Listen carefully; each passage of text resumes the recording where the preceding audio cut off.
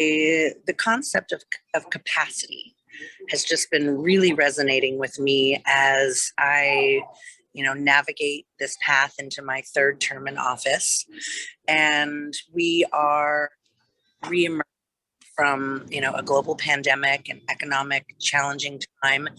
But during that time, I know that a lot of us kind of had a wake-up call into how overly reliant we are on external resources, and how it doesn't have to be that way.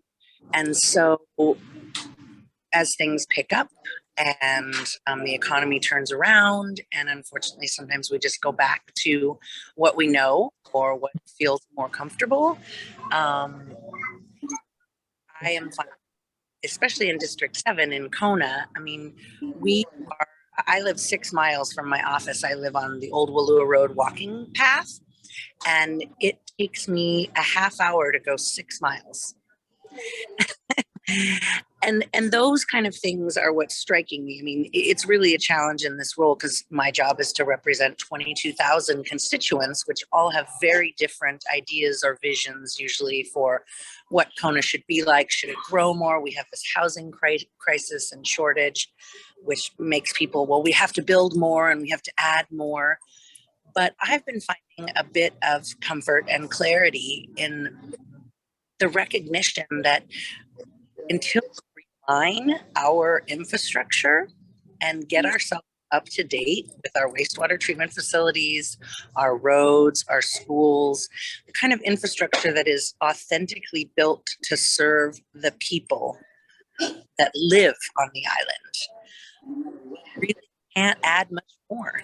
We really have to solve some of these challenges, but I suppose that's really comforting to me because it gives a direct, it gives direction. It gives like aligned values on how to serve the people, the makainana, the working class people on our island, as opposed to constantly keeping the door so open and almost being so needy for external. So I'm excited as we continue to re-emerge for some of these opportunities to serve the community in that way, and to ideally find the right partners who can help us solve our housing crisis with workforce housing, authentically more affordable workforce housing. And to continue to work, ideally we'll be getting some more resources and be working on our infrastructure. I just spent some time with Drew Kanuha, and he's putting in for $100 million to widen the highway. We've got to get to 4 lanes between Henry Street and Kamehameha 3. And we're also working on Old Airport. He's putting through some funding, and the county has matching funds. And we've been waiting for the State Historic Preservation Society to come back with their final report about the old terminal building, which is where the bathrooms were at Old Airport. We couldn't move forward with any of the renovations for that park until that report came back. It took like 15 years or something ridiculous. It just came back, and so I'm really excited to be moving forward in that capacity. So I would love to open this up to hear what your guys' questions are and what you're interested, what I can share from my perspective. What are your guys' interests, and how can I be of service and support to you guys? Rebecca, we haven't, I haven't seen any chat questions come through, but just to start the ball rolling, one of League's objectives is to empower voters in the workings of our democracy. And down at the very grassroots level, you're keenly aware of the constant tension between balancing interests, and it's just the nature of sustainability, right? You're trying to facilitate economic as well as environmental sustainability.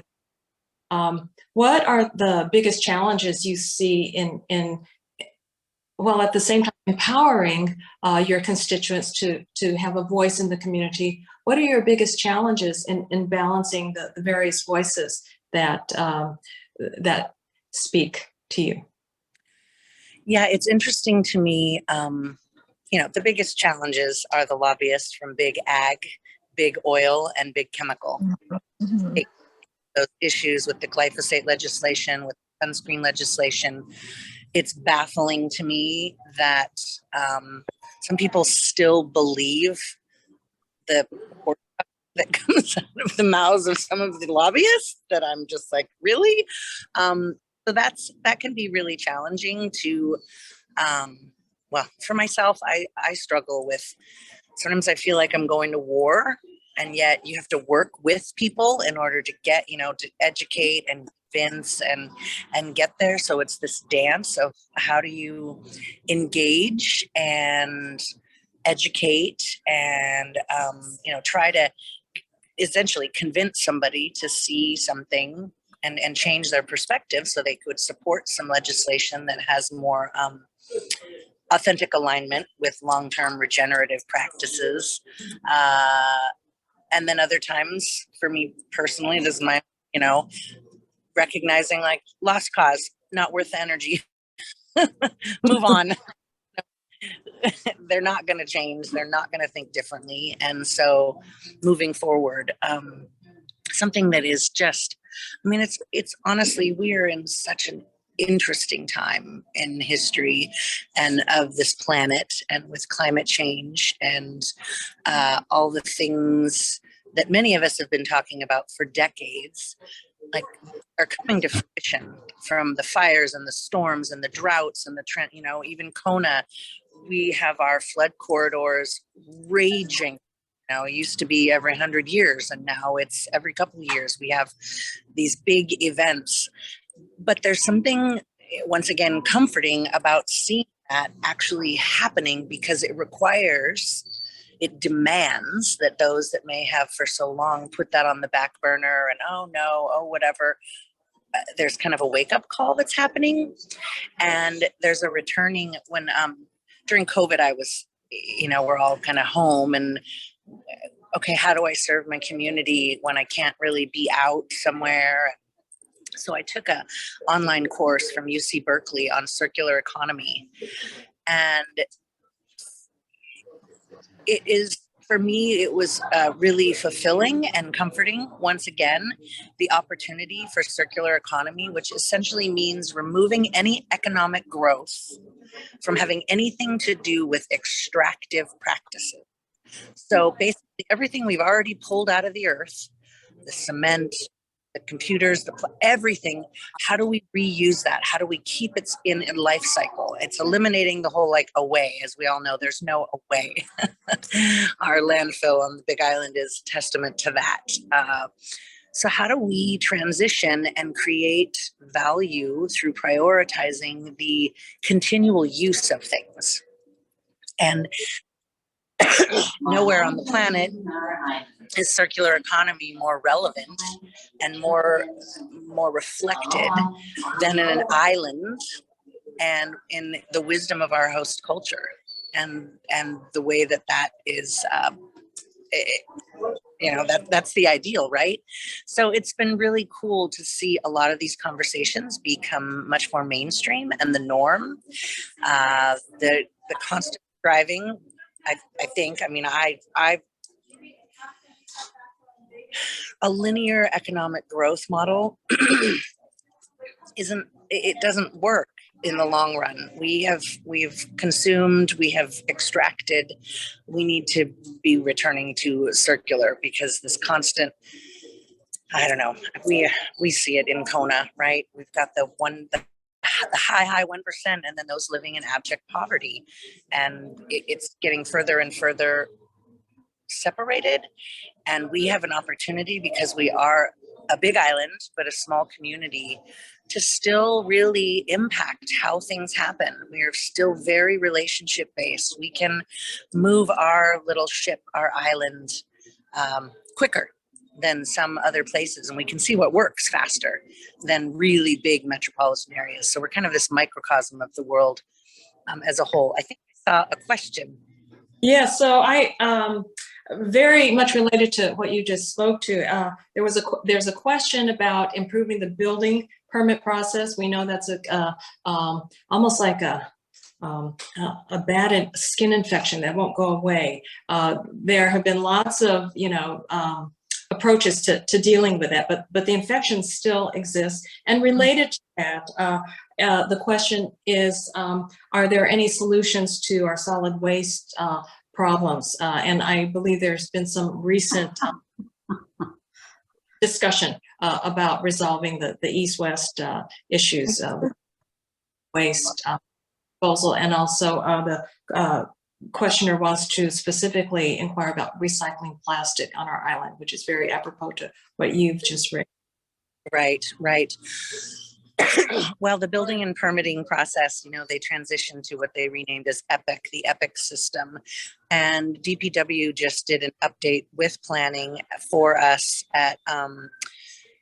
in committees. It was during our last meeting. So if anybody's interested, you're welcome. You can go onto the county's website and pull up the county council meetings and the committee meetings, and you can go right to that topic that was covered. And they kind of gave an update of the good, the bad, and the ugly, what they're still trying to navigate with the EPIC system. They also hired a consultant to look at what was going on, and basically the consultant came back and said, all these hiccups are pretty normal in what ends up happening. I don't know how many of you are familiar with the difference between what a salesperson says when they're trying to sell you a big package of computer stuff versus the guy from IT that has to come and actually install it. Sometimes the promises are different than what can actually be executed. And so I think that's part of the hiccups that they've been coming through. Lots of growing pains, but it sounded like these are pretty normal for municipalities to go through when trying to transition to a digital system. So, fingers crossed that in the next year or two, things will be where they need to be and they're heading in that direction. But I know it's been a tremendous challenge, and people are very frustrated. And once again, that's one of the things, I'm in the legislative branch and that's the administrative branch. So I'm not really their boss, but I can ask for updates. Okay, thank you. A couple of questions on related to infrastructure.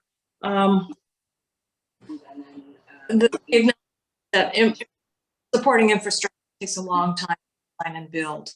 That's a given. And the question is, how do we keep this focus on moving forward with our infrastructure projects and also address housing issues, the horrendous housing issues we have between the have and the have-nots, essentially.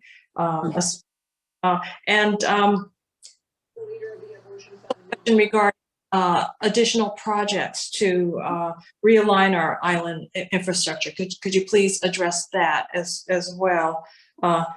In addition, we touched a bit upon TAR's bill with regard to housing. So, needs and capacities can address these housing and cost of living issues actually on our island. Yeah.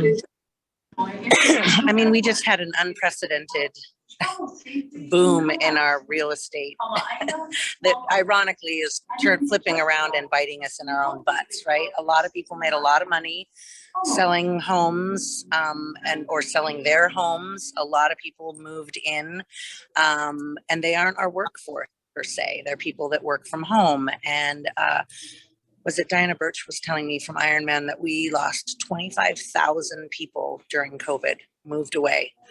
And I think it's pretty evident now that that was our workforce. We don't have, recently I was getting emails, Pacific Waste didn't have dump truck drivers. And so they weren't picking up garbage. So we are in kind of this,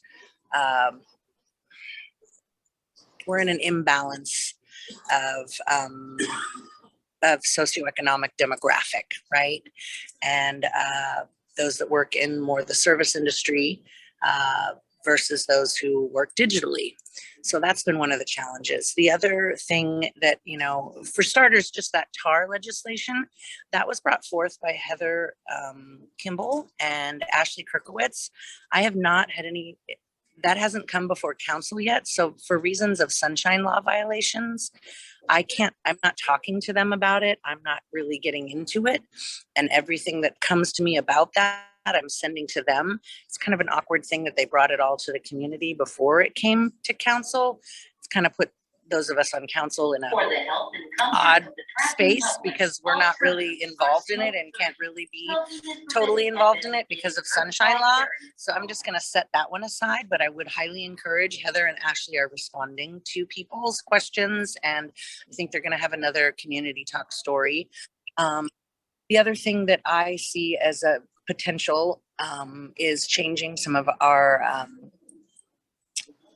requirements. I mean, the model prior, I mean, as a lot of you have probably seen the Ponzi scheme with the housing credits, affordable housing credits, was devastating. And it doesn't work. It's, in my mind, it's a total Ponzi scheme, and we don't end up with affordable housing. And I used to think, okay, if a developer and they're going to build 100 homes, if 20% have to be affordable housing, that's 20 homes. No, it's not. It's a certain dollar value. So the way that was all created, I don't think is equitable or regenerative or actually long-term beneficial for our community. So I actually was, talking to Nicole, Andrew, and Josh Green about the need for authentic workforce housing. And that is where we need to be building. And that is for something else I notice is when you say affordable housing, a lot of people, sometimes the NIMBYs, not in my backyard, tend to immediately think that it's low income housing, right? So there's this twisted stigma about affordable housing. But for me, I've found in conversations when you call it workforce housing, it changes the vision of the kind of person. Mm-hmm. This is your family, this is your teacher, this is your fireman, this is your people that are living and working in our community. And so I'm hopeful that changing some of those terminologies will be helpful. We are allocating a lot of money as a county towards these kind of projects. And one of the challenges is water at this point. And I was just in drought circumstances and water savings. So there has to be alignment. I can see more added development, but it needs to be in authentic workforce housing at this point versus the old paradigm and the model for big neighborhoods with kind of this little sidelined, a couple affordable. Well, for instance, the Vistas, the big subdivision on Laco, they're putting forth permitting for, they want to do 400 more units or something. But they still haven't fulfilled the affordable housing component from the first 3 phases. So there's a lot of fallibility, anywhere there's humans, and especially in government. And so really holding people accountable to what they commit to provide. But I feel like I'm rambling now, so I apologize. Not at all. Thank you. That was a pretty expansive question and a very expansive answer. So we appreciate it. You just doing this on the fly like this. Back to the issue of capacity. One of our participants wants to know how you plan to address or whether you plan to address limited English proficiency speakers to your capacity building plans, and how, and it goes back to your actually very consistent commitment to bringing in all sectors of the community. But this was a very specific question that was just raised. Okay, I suppose I'm a little confused. You mean serving those that English is a second language? Bringing them into the capacity building plans that you have. Yeah, I suppose I don't see the connection or correlation.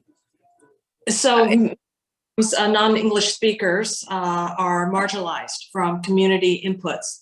And so the question is directed at how do you plan to incorporate inputs from this sector of our community? Gotcha. Well, what immediately comes to mind is the Spanish-speaking community. A lot of the workers in the coffee industry, and I actually had a great meeting with a woman who is very involved. That's her community, and so for me, that's about relationships. You know, this is the weirdest, hardest job I've ever had in my life, and there are so many topics and things to know about that there's no way I can be on everything. And that's where those relationships, like with this woman who came and met with me and said she felt like she wanted her community to be more involved and more connected and more communicated with and more heard. And in being that person and creating that relationship, that's how I can connect with them. That's how I can pull them in when there are opportunities for alignment, for services, for any number of things, but it really comes to relationships, right? It really comes to relationships. Okay, thank you. Another question has arisen regarding ag zone land. And as I'm sure you're painfully aware, many ag homeowners who take the ag exemption aren't truly engaged in farming activities. The question, how can we change, or I would enforce our existing property tax guidelines, or perhaps even clarify them? What's your position on this? Well, in the last term, we did vote and pass that anything that's under 1 acre is no longer gets an ag tax exemption, because you're obviously not doing that. It's a complex one, and I mean, it's currently gone to the Supreme Court, and there are cases, you know, especially because it has to do with short-term vacation rentals. So this is a really hot button. I don't have the answers on this one, honestly, but I would like to see it come into more alignment. There's a lot of trickiness about it because it's state. There's a lot of state jurisdiction when it comes to ag land as far as uses, and yet when it comes to county and taxes, yeah, you know, I suppose where I feel empowered to make some difference here is not approving zoning changes for, you know, we recently had somebody who bought 14 acres of ag land, and then, you know, they had this plan to like subdivide it and, you know, sell off 11 1-acre parcels for like family ag, and then keep his own, but it, you know, wasn't going to have sewer. It wasn't going to have, you know, it was going to add to these roads. And that era of somebody making their millions by creating gentleman farms, you know, that don't become farms, it was no, we're past that. We cannot continue to do that. And those would not be for people that live here. Nobody can really afford that. Very few people can. So for me, the downs, or it's down zoning or up zoning, but changing ag land zoning, I don't want to make those smaller properties. They need to remain larger, authentic, capacity building, food resilience. If you buy 14 acres of ag land, build a beautiful house and have 14 acres of ag land and build an orchard and do those things. But there's been an underlying belief system for decades that you could, you know, prospect and buy ag land and then just chop it all up and make a bunch of money and, you know, end up with your McMansion and pay ag taxes. Yeah, that's quite a dilemma. I think that's island-wide. The question actually was framed in terms of what's happening up in Hamakua, but it's island-wide. I think that we're facing this issue. One of our participants wants to ask you a question about your usage of the word authentic and what you mean by that. And that's the only context I can give you for this question. I'm not clear on it, but perhaps you are. Authentic is no bullshit. It's like truth. It's really what it says it's going to be, and that the intentionality behind it is real to serve and to provide, well, when I talk about authentic workforce housing, it's not, 99 homes, that are $1 million or more, and then one that's like maybe 400,000 or 500,000.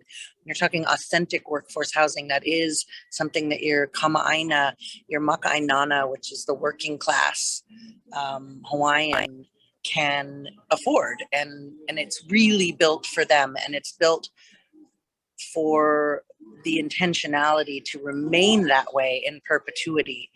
I worked for Kona Brewing Company for 14 years, and I helped create that brand and got to write the brand pillars, and they were sense of place, aloha, community, and authenticity.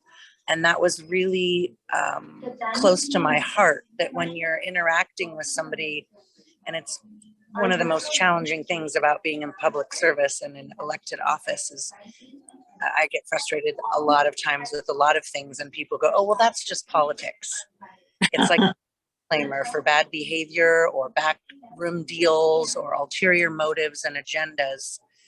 And one day I just looked it up in the dictionary, and actually the definition of politics is the science of government. But through the ages, new definitions have been added, and those include, backroom deals and ulterior motives, and just kind of this like disclaimer for poor behavior. Oh, well, that's politics. So for me, it's maintaining that authentic truth that can be trusted.